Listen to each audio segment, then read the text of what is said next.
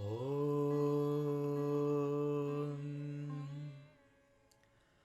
Pratamam Shailputri cha Dvitiyam Brahmacharini Triyatam Chandraghanteti Kushmandeti Chaturtakam Panchamam Skandhamateti Shashtamam Katyayaniti cha Saptamam Kaliratriti Mahagauriti Chashtamam Navamam Siddhidatri cha Navdurga Prakiritita.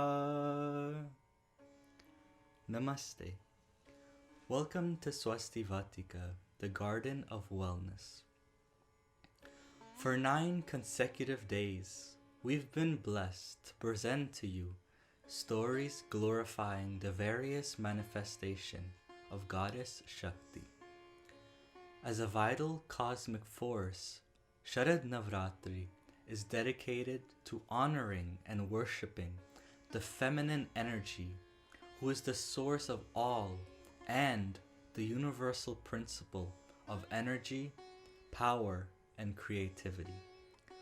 On the first day of Navratri, Ma is worshipped in the form called Shailputri. The story of this great goddess goes like this.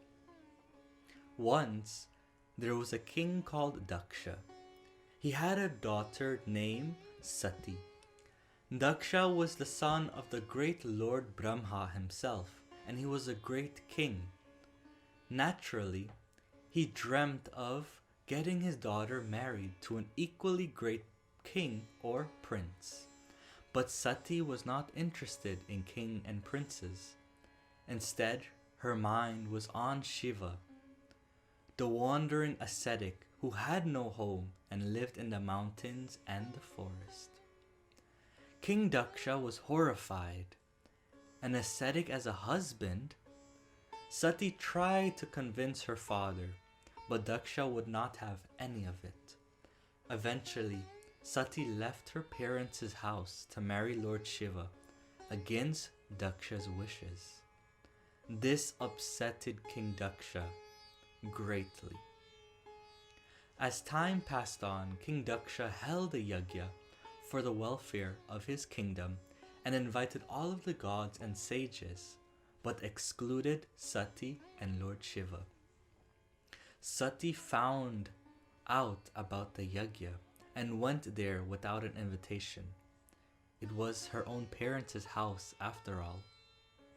When Sati arrived, she saw that they had made offerings to Agnidev, the sacrificial fire, but there was no offerings made to Lord Shiva. Sati spoke to her father.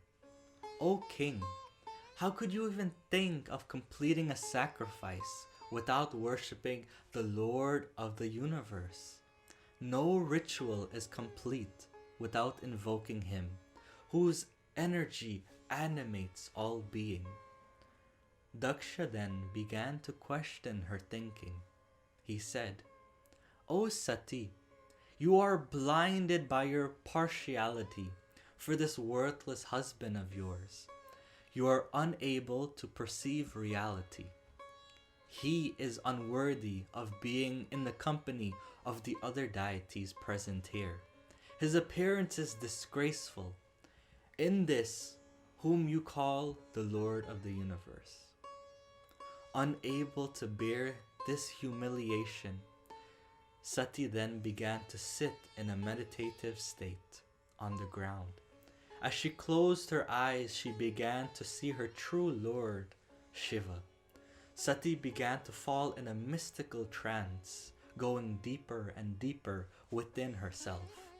Slowly, her body started to catch fire from the intense meditation until her body bursted into flames. When Lord Shiva found out about this incident, and about Sati's death, he was deeply enraged and heartbroken. Without Sati in his life, he had no interest in any worldly aspect. Consumed by anger, Lord Shiva plucked the lock of his hair and threw it on the ground, and from there, Virabhadra and Mahakali were born. With the order from Shiva, they set off to kill the ignorant Daksha. War broke out, and in the end, King Daksha fell in defeat.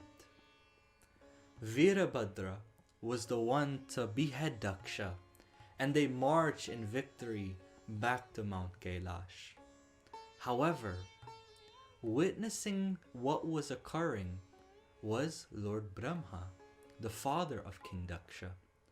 Brahma pleaded unto Lord Shiva to resurrect his son, and so Shiva gave Daksha life, but with the head of a goat, signifying his ignorance and foolishness.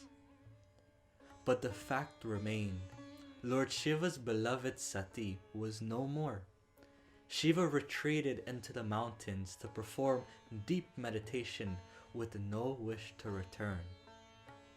Meanwhile, a demon by the name of Tarakasura was causing havoc for the Devatas. Tarakasura had asked Brahma for a boon that only Shiva's son could kill him. But Shiva was sitting deep in the mountain in meditation and was without a wife and a child. So who could kill Tarakasura? Had he become immortal?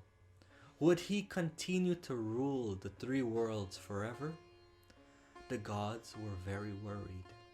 They knew that only Sati could have brought Shiva out of this deep meditation, and so they began to pray unto goddess Sati to be reborn and save them by bringing Shiva out of his meditation. At the same time, the mountain Himavan was praying for a daughter. Goddess Sati granted the wish of the gods and Himavan by being reborn in Himavan's home as his daughter. One of the words for mountain in Sanskrit is Parvat, and so this daughter came to be known as Parvati. Another word for mountain is Shaila, and the word for daughter is Putri, and that is how the goddess came to be known as Shailputri, the daughter of the mountain. It is in this form that the goddess is worshipped on the first day of Navratri. As the importance and energy of Devi Shailputri are unlimited. She is the embodiment of patience and commitment. When the mind is wavering, chanting the name of Devi Shailputri helps the mind to be centered. A Sati never strayed her mind from her Lord. We ask the same, O Ma. May we always be connected so we may surpass any obstacles in life. To stay tuned to this series of stories glorifying the different forms of Goddess Shakti worshipped during Navratri, subscribe to us on YouTube and follow us on Facebook and Instagram. We hope you enjoyed and we'll be back for more. Jai Mata Di.